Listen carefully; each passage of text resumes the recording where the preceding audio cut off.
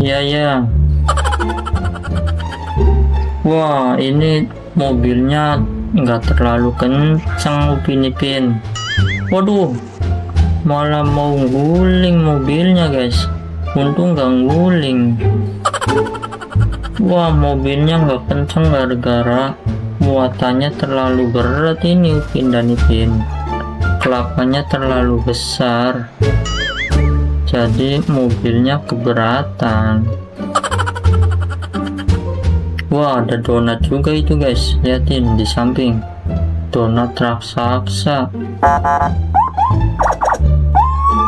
Oh ya guys, jangan lupa ya videonya di subscribe dan juga di like. Wah, nanti uang yang hasil jualannya Upin Ipin juga minta ya Kak Yuta. Iya.